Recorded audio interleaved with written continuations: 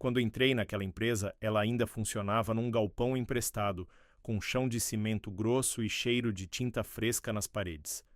Eu tinha só 17 anos, mãos magras, olhar sonhador e um único objetivo: dar certo. Dei minha juventude ali. Vi colegas indo embora, vi setores inteiros desaparecerem, vi até o dono original falecer. Mas eu fiquei. Vesti a camisa quando ninguém mais queria. Trabalhei aos domingos, nos feriados, no Natal e no Ano Novo. Foram 42 anos de serviço. 42. E sabe o que eu ganhei em troca? Uma carta. Uma folha impressa e dobrada em 4, entregue com as 2 mãos frias do novo chefe. Ele mal me olhou nos olhos. Disse que era a ordem da diretoria, reestruturação, contenção de gastos. Mas eu sabia a verdade. Era medo. Porque ali, dentro daqueles arquivos empoeirados, eu guardava um segredo. Um erro que ele cometeu anos atrás. Um desvio. Uma fraude acobertada. E eu fui a testemunha silenciosa de tudo. Só que naquela manhã, ele achou que podia se livrar de mim. A empresa estava prestes a completar 100 anos. 100. Um século inteiro de história. E eu era o único funcionário vivo que podia contar tudo desde o começo. Mas, na véspera da comemoração, me demitiram.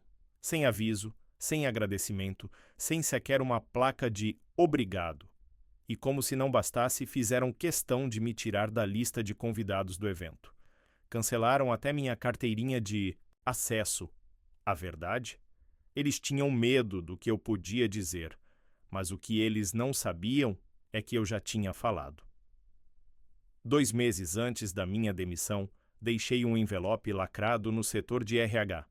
Disse que só deveria ser aberto no dia do centenário da empresa durante a cerimônia oficial. Ninguém desconfiou. Afinal, eu era o funcionário mais antigo. Pensaram que era uma homenagem, uma lembrança, um texto bonito sobre o passado. Mas lá dentro havia uma confissão. Um relato completo, assinado por mim, com todas as provas. Do que aquele novo chefe fez. Documentos, e-mails, cópias escondidas. Tudo datado, autenticado e amarrado. E o mais cruel, eu escrevi como se fosse uma carta de agradecimento. O plano deles era apagar meu nome da história. O meu era deixar minha marca no momento exato em que todos estariam olhando. Quando o diretor-geral abriu o envelope diante da imprensa, dos funcionários e da família do fundador, o silêncio foi tão grande que até o som dos projetores parou. Meu chefe empalideceu, suava frio, a mão dele tremia e todo mundo percebeu. Aquilo foi só o começo. Mas para você entender o que exatamente ele fez, por que eu guardei esse segredo por tantos anos e como uma simples demissão se transformou numa das piores vergonhas públicas da história da empresa, eu preciso te contar desde o início. Mas antes, comenta aqui de qual cidade você está assistindo. Eu quero saber até onde essa história vai chegar. E claro, já deixa o like e se inscreve no canal, porque o que vem a seguir vai fazer você pensar 2 vezes antes de confiar no seu chefe. Meu nome é Elias, e tudo começou no final da década de 70, quando ainda se escrevia com máquina de datilografar e o relógio de ponto era carimbado com força, deixando aquele estalo seco que ecoava no corredor. Eu era só um garoto franzino, saído do interior, que havia chegado na cidade grande com uma mala de pano e a fé que minha mãe costurou no fundo do forro. O primeiro emprego veio por acaso, um anúncio preso com taxinha num mural da padaria. Procura-se auxiliar de almoxarifado. Eu nem sabia direito o que significava almoxarifado, mas fui mesmo assim. E ali comecei. Varri chão, organizei caixa, entreguei documento de sala em sala e nunca reclamei. Enquanto os colegas da minha idade iam para as festas, eu ia pro trabalho de bicicleta, com os dedos sujos de graxa e o coração cheio de esperança. Com o tempo, ganhei confiança. Os patrões começaram a me chamar pelo nome. Aprendi a lidar com estoque, planilhas, pedidos, contratos. A empresa crescia, mudava de prédio, contratava mais gente e eu seguia lá, firme, quieto, dedicado. Cada promoção me deixava mais grato, cada elogio mais comprometido. Não era só um emprego, era meu lar. As paredes daquela firma viram minha juventude passar. Viram meu casamento começar e quase terminar. Viram meu filho nascer. Viram o enterro da minha mãe. E, acima de tudo, viram minha lealdade sem condições. Foram mais de 4 décadas dizendo, sim, senhor, até quando eu merecia dizer, chega. Aguentei atrasos de salário, mudanças injustas de setor, corte de benefícios. Quando a firma passou por crises, fui um dos poucos que ficou. Até vendi meu carro para ajudar no fluxo de caixa uma vez. E nunca contei para ninguém.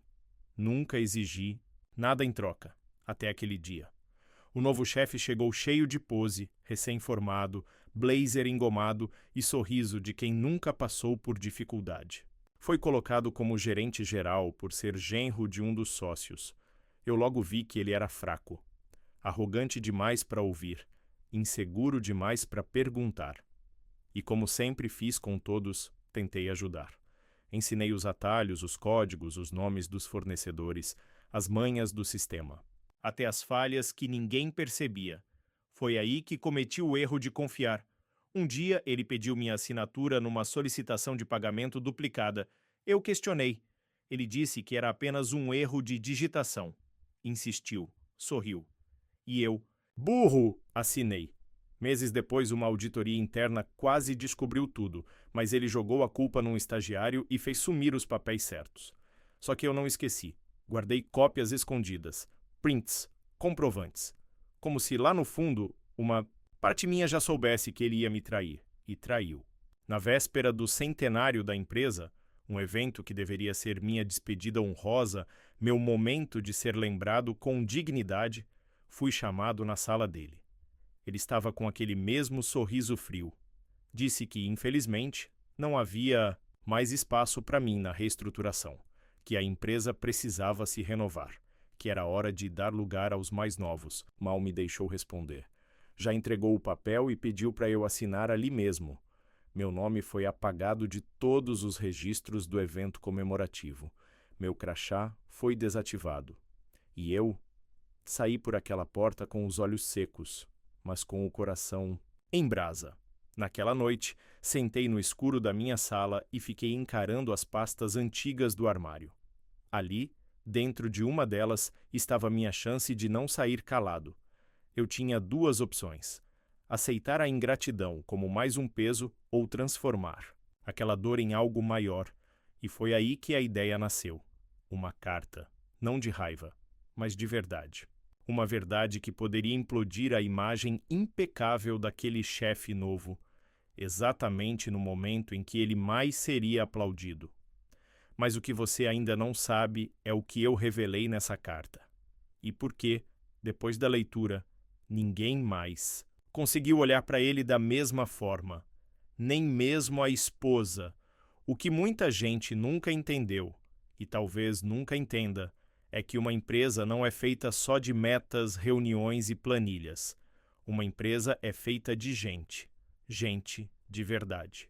Gente como eu, que abria a porta todo dia às 6 da manhã mesmo com febre. Que limpava o chão da copa porque ninguém mais fazia. Que trazia bolo de aniversário para o colega que ninguém lembrava. Eu fui a alma daquela firma. E quando me tiraram de lá, foi como se tivessem arrancado um órgão e fingido que o corpo seguia saudável, mas corpo que sangra em silêncio um dia colapsa. O novo chefe, o tal do Vinícius, era o oposto do que a empresa sempre defendeu. Narcisista, exibido, adorava tirar foto com a equipe, mas nunca lembrava o nome dos funcionários do chão de fábrica.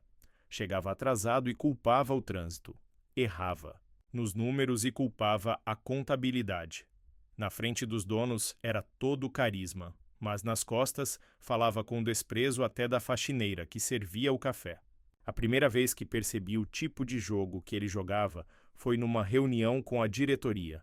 Ele apresentou um relatório completo, detalhado, cheio de gráficos, que eu mesmo tinha feito.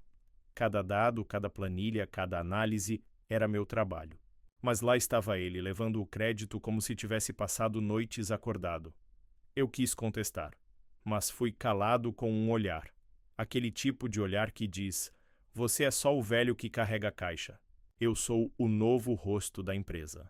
Só que eu não era só isso. Eu era o último pilar daquele prédio. E foi quando ele começou a errar. Com pressa de impressionar, Vinícius passou a alterar prazos de entrega, inflar números de lucro, cortar funcionários sem critério. Vários que dependiam daquilo para viver.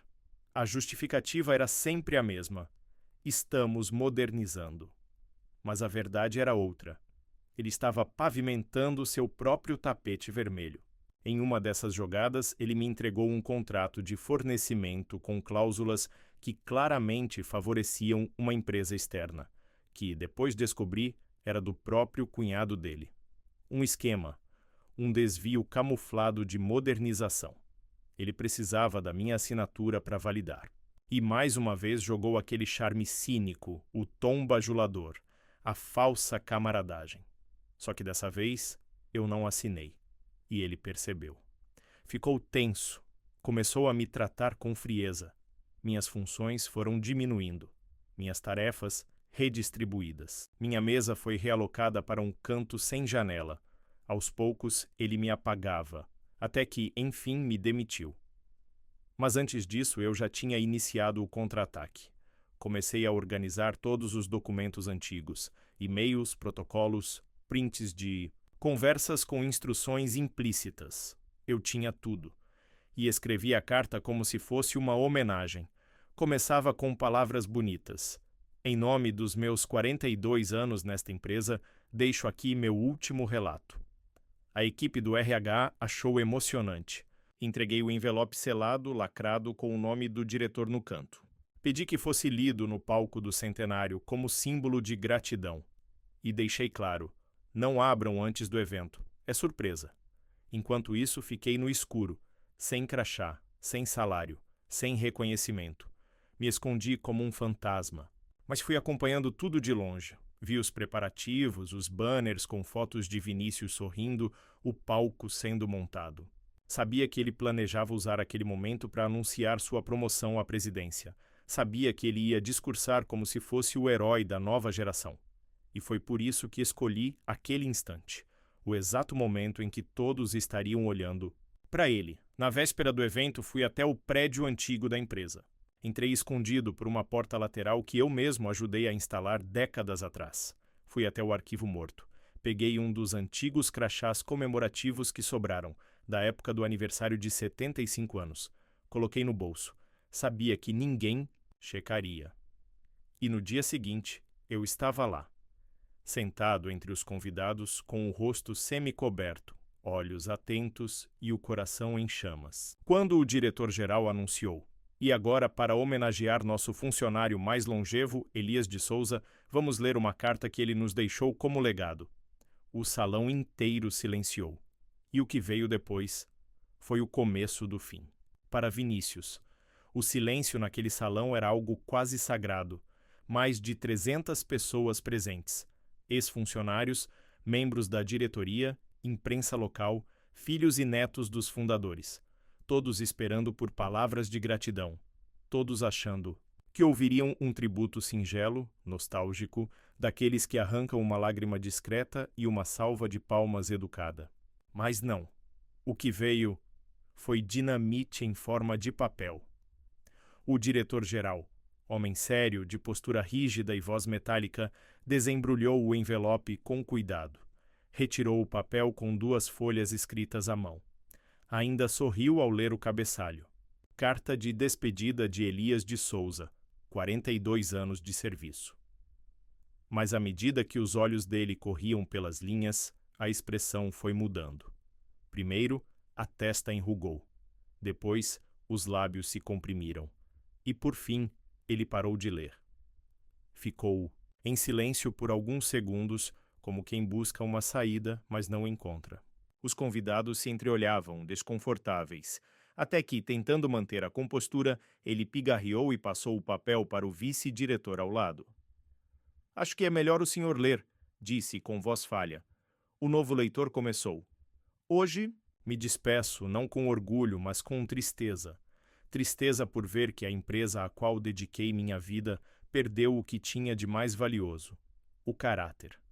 Trago nesta carta não um elogio, mas um alerta. E não falo com raiva, falo com provas. A sala congelou. O Sr. Vinícius Carvalho, atual gerente-geral, beneficiou familiares com contratos internos, manipulou dados contábeis e usou da sua posição para encobrir desvios com conhecimento prévio da diretoria financeira. Todas as evidências estão anexadas a esta carta, devidamente autenticadas e registradas. Inclusive, 2 contratos assinados por mim sob coação e trocas de mensagens arquivadas em pendrive deixado com meu advogado. O nome Vinícius ecoou como uma explosão abafada. Ele estava sentado à frente da plateia, ao lado da esposa e do sogro, um dos sócios fundadores. Sua reação foi imediata. Tentou levantar, interromper, dizer algo, mas foi contido por um segurança interno. Um grupo de jornalistas já começava a se mover. Câmeras sendo ligadas, microfones apontados, murmúrios subindo como uma onda. A esposa dele o encarava com olhos arregalados, e o sogro com puro desprezo. Se estão lendo isso agora, é porque cumpriram minha última vontade: fazer com que a verdade viesse à tona no único momento em que ainda havia tempo para corrigir o rumo. O nome dessa empresa vale mais do que qualquer plano de carreira, e eu não aceitaria sair daqui como um velho descartado por alguém que a sujou de dentro para fora. Nesse ponto, metade da plateia estava de pé. Algumas pessoas choravam, não só de emoção, mas de indignação. Outros pegavam o celular digitando freneticamente, e Vinícius simplesmente desabou. Sentou novamente, cobriu o rosto com as mãos. A esposa se afastou. O sogro não disse uma palavra, apenas se levantou e foi embora. O diretor-geral, envergonhado, assumiu o microfone. Tentou contornar a situação, dizendo que as denúncias seriam apuradas com rigor, mas ninguém ouviu direito. A atenção já estava nas consequências. O nome de Elias, antes ignorado, agora virava símbolo de integridade. E o de Vinícius, manchado como lama em mármore branco. Na saída do evento, um jornalista me reconheceu. Sim, eu estava lá. Assisti tudo de perto. Me perguntou: "Você é o Elias, não é? Tem algo a dizer?" Eu respondi apenas: "Eles tentaram me apagar, mas esqueceram que quem carrega a memória sou eu." Na semana seguinte, Vinícius foi afastado. Meses depois, a investigação confirmou os desvios. A empresa fez questão de publicar uma nota pública agradecendo ao Sr. Elias por sua coragem e pelos anos de dedicação exemplar. E num gesto simbólico, uma das salas do setor administrativo passou a carregar meu nome. Mas o que mais me marcou não foi o reconhecimento. Foi o silêncio. Aquele mesmo silêncio que me acompanhou na demissão. Agora era o som da verdade sendo ouvida. O nome Elias de Souza nunca esteve em placas douradas no hall da empresa. Nunca ganhou busto, nem quadro na parede. Mas, depois daquele dia, ele passou a habitar o que nenhuma decoração alcança: a consciência de quem viu a verdade, e a vergonha de quem tentou escondê-la. Nos meses seguintes à leitura da carta, muita coisa mudou. A auditoria interna revelou mais irregularidades do que se esperava. O esquema de favorecimento era maior. Envolvia 3 contratos superfaturados e uma consultoria fantasma registrada no nome da irmã de Vinícius. Documentos que ele assinou com e-mails corporativos, agendas duplicadas e senhas compartilhadas. Tudo rastreado, tudo comprovado. Vinícius foi oficialmente demitido por justa causa, perdeu o cargo, o respeito e, dizem, o casamento também. A esposa saiu de casa dias após o escândalo, levou os filhos e se recusou a vê-lo desde então. O sogro nunca mais falou com ele. Um mês depois, a empresa publicou uma retratação oficial no jornal, assumindo falhas de gestão e prometendo medidas de ética e transparência. E ali, no rodapé da página, estava o nome que tentaram apagar: em memória e reconhecimento a Elias de Souza. Mas eu estava vivo, vendo tudo, silencioso. Não era mais o funcionário da portaria, nem o carregador de caixas, nem o homem que dobrava panfletos e limpava impressora quando travava. Eu era outro, Um homem que entendeu, tardiamente, que dignidade não se implora, se impõe. Com a indenização que consegui após o processo, comprei um pequeno sítio no interior. Uma casa simples, com varanda de madeira, um poço de água limpa e um pé de limão que plantei com as próprias mãos. Levei comigo apenas 3 pastas: a da carta, a dos documentos e a das fotos antigas da firma. Não por apego, mas para nunca esquecer quem eu fui e o que fizeram de mim. Às vezes recebo mensagens de antigos colegas. Alguns se desculpam por nunca terem me defendido. Outros me agradecem por ter dito o que todos calavam. Um deles, o mais jovem, me escreveu: "Seu nome virou verbo aqui dentro, Elias. Quando alguém tem coragem de fazer o certo, dizem Eliou. Pode parecer bobo, mas é sincero." Eu sorri. Nunca pedi aplauso. Nunca sonhei com vingança. Só queria que alguém um dia reconhecesse que eu estive ali, que minha presença fez diferença. E agora, enfim, isso tinha acontecido. Mas nem tudo se fecha com tranquilidade. Meses depois, recebi uma carta sem remetente. Dentro dela, apenas uma frase digitada em fonte Courrier, como se fosse escrita à máquina: "Você não sabe com quem se meteu." Sem assinatura, sem endereço. Mas eu soube na hora de onde vinha. Vinícius ainda estava por aí. Talvez eu tenha vencido a batalha pública, mas nas sombras ele ainda se movia. Fechei a carta, guardei no fundo da gaveta. E apenas pensei: se ele quiser tentar de novo, que venha. Dessa vez eu não espero 42 anos.